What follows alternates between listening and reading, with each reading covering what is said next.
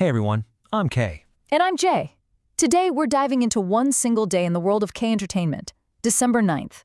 It's a day that, believe it or not, perfectly captures the industry's highest highs and its most challenging lows, all at the same time. So, that brings us to the big question for today, right? How can one industry experience such incredible success and face such intense public backlash, all within a single 24-hour news cycle? It's really a perfect snapshot of the intense pressure cooker that is the Korean entertainment world. Let's kick things off with the good news first. And wow, what a day it was for achievements. We're talking presidential awards, historic concerts, global recognition, just an avalanche of incredible news. All right, let's break down some of the highlights. First up, BTS received a presidential commendation. And what's really cool is that this wasn't for their music, but for their consistent charitable donations, which makes it even more meaningful. Meanwhile, Twice was making history over in Hong Kong. They became the first K-pop girl group ever to successfully pull off a show in a 360-degree open-air stadium. On top of that, fans got comeback announcements from both Day 6 and the rookie group Waker. It was a seriously exciting day for fans. But there was one piece of news that made waves far, far beyond just the fandoms. And it all comes down to this number, 2.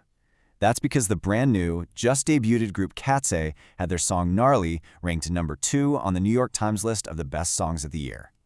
And just to be clear about how huge this isn't a fan vote or a chart ranking. This is massive critical acclaim from one of the most respected publications in the world. A really, really big deal. So, December 9th was clearly a day of global celebration and recognition for the K-pop industry. But that wasn't the whole story. Not at all. While all these celebrations were happening, a completely different set of headlines were starting to break. Okay, so now let's flip the coin over. Because for all this celebration in K-pop, controversy is often just as intense, and it can hit just as fast. And that pressure reaches everyone, even those at the very top. On the exact same day his group received a presidential award, RM of BTS had to post a public apology. It was for some comments he made during a live stream that sparked controversy online. His message was short and direct. I regret it. And RM wasn't alone in the hot seat. This slide really shows you how quickly controversy can impact a career. On that same day, TV personality Jo Se-ho stepped down from all his shows because of allegations related to his past.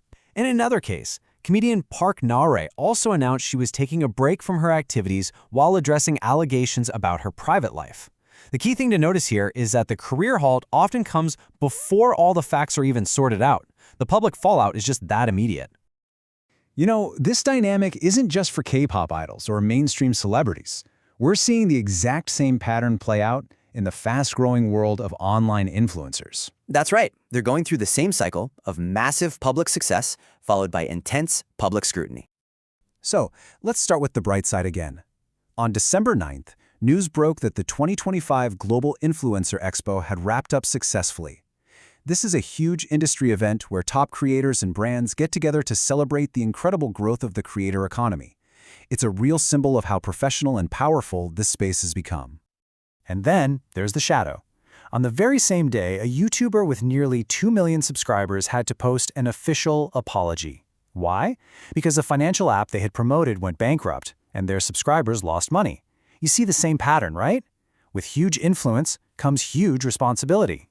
All right, so let's put all the pieces on the table. We've got a day with presidential awards and historic concerts happening at the exact same time as public apologies and career pauses. So what does all of this really tell us about fame in the modern age?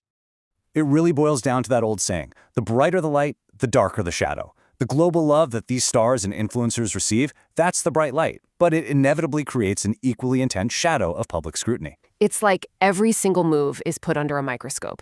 A success becomes a global party, but one mistake, or even just the perception of a mistake, can trigger a crisis overnight. December 9th was just that entire cycle compressed into a single day. And all of this leaves us with one final big question. For these public figures who live on public affection, where is the right balance between that love and the immense responsibility that comes with it? There's definitely no easy answer, but it's the core question that everyone in this industry, and all of us watching, grapples with every single day. That's all for this one. Thanks for tuning in.